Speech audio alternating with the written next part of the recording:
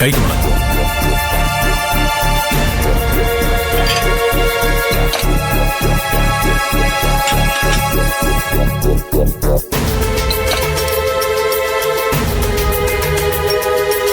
മുകുന്ദന്റെ കാര്യം ആലോചിക്കുമ്പോ എപ്പോഴും വിഷമം തോന്നുന്നുണ്ട്. ആർക്കും ഒരു ദ്രോഹം ചെയ്യാത്ത പയ്യനാ. അവനെയാ അഭി സ്റ്റേഷനിൽ കയറ്റിയത്. എല്ലാവരെയും കാണിക്കാൻ മുകുന്ദൻ ചിരിച്ചു നടക്കുന്നതേ ഉള്ളൂ. ഉള്ളിൽ അവൻ ആകെ തകർന്നിരിക്കുകയാണെന്ന് എനിക്കറിയാം. എന്തൊക്കെയാണെങ്കിലും മുകുന്ദന് വലിയ പ്രശ്നങ്ങളൊന്നും ഉണ്ടാവാതെ കേസിൽ നിന്ന് രക്ഷപ്പെടാൻ പറ്റിയല്ലോ. അത് തന്നെ സമാധാനം. അത് മഹിമ കാരണോ? അവളെപ്പോലെ ആത്മാഭിമാനമുള്ളൊരു കുട്ടി ഒരിക്കലും അഭിയുടെ കാല് പിടിക്കുമെന്ന് ഞാൻ വിചാരിച്ചിരുന്നില്ല.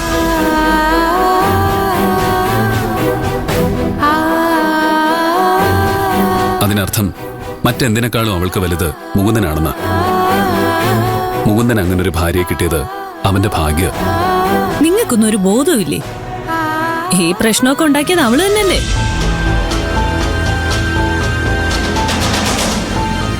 അഭിയോട് മുകുന്ദന് എന്തെങ്കിലും ശത്രുത ഉണ്ടായിരുന്നോ?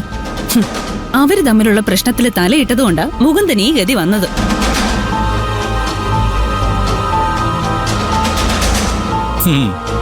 എന്തായാലും മഹിമയുടെ ഐശ്വര്യം കൊള്ളാം. വീട്ടിലേക്ക് കാല് വെച്ചതും മുകുന്ദൻ സെല്ലി കയറി. അപ്പൊ നിന്റെ ഭാര്യയുടെ ഐശ്വര്യോ?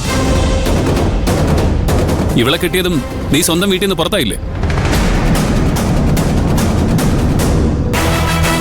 അവര് രണ്ടുപേരും സ്വന്തം കാലിൽ നിൽക്കാൻ കഴിവുള്ളവരാ. നിങ്ങളെപ്പോലെ ഒന്നിനും കൊള്ളാത്തവരല്ല.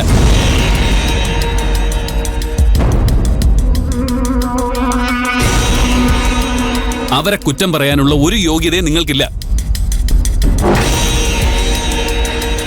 മിണ്ടാതെ ഭക്ഷണം കഴിച്ചിട്ട് എഴുന്നേറ്റ് പൊക്കണം. ഇല്ലെങ്കിലേ എന്റെ തനി സ്വഭാവം പുറത്തു വരും. അതെ, ഇവരുടെ കാര്യം നീ വിട്. മുകുന്ദന് ഇനി ആ അഭിയെ കൊണ്ട് എന്തെങ്കിലും ശല്യം ഉണ്ടാവോ? അവൻ അടങ്ങിയിരിക്കുന്ന ഒരുത്തനാണെന്ന് എനിക്ക് തോന്നുന്നില്ല. അവൻ വീണ്ടും അവരെ ഉപദ്രവിക്കാൻ എന്തെങ്കിലും ചെയ്യുമെന്ന എന്റെ പേടി. അവൻ അങ്ങനെ വല്ലതും ചെയ്താ പിന്നെ അവൻ നേരെ നടക്കില്ല. ഗിരിയേട്ടൻ ഇനി ആവശ്യമില്ലാത്ത പ്രശ്നങ്ങൾക്കൊന്നും പോണ്ട. അഭി നമ്മുടെ എല്ലാ നീക്കങ്ങളും മുൻകൂട്ടി കാണുന്നുണ്ട്. അവൻ അതിനനുസരിച്ചാ എല്ലാം പ്ലാൻ ചെയ്യുന്നത്. മുകുന്ദനെ അങ്ങനെ അവൻ കുടുക്കിയത്. തൽക്കാലം നമ്മൾ എടുത്തു ചാടി ഒന്നും ചെയ്യാതിരിക്കുന്നതാ നല്ലത്. മഞ്ജു പറയുന്നതിലും കാര്യമുണ്ട് മോനെ. നീ ഇപ്പൊ ഒരു അച്ഛനാവാൻ പോവാ. കുറച്ചുകൂടെ ഉത്തരവാദിത്വത്തോടെ പെരുമാറണം. മോൾക്ക് അവനെതിരെ നിയമപരമായി എന്തെങ്കിലും ചെയ്തുകൂടെ? എന്തെങ്കിലും ഒരു തെറ്റ് അവന്റെ ഭാഗത്തുനിന്ന് സംഭവിച്ചാ അവനെ അറസ്റ്റ് ചെയ്യാം. പക്ഷെ അങ്ങനെ ഒരു അബദ്ധം അവൻ കാണിക്കില്ല. ഒരു കുറ്റം ചെയ്യുകയാണെങ്കിൽ തന്നെ അവൻ അതിനൊരു തെളിവും ബാക്കി വെക്കില്ല. ഇനി അവന്റെ ശല്യം ഒഴിയണമെങ്കിൽ ഈശ്വരൻ തന്നെ കനിയണമല്ലോ.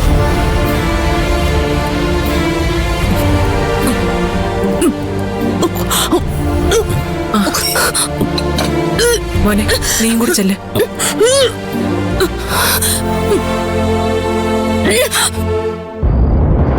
ബേബി, നിനക്കിതുപോലെ ഛർദിയും തലവേദനയൊന്നും ഉണ്ടാവാറില്ലേ?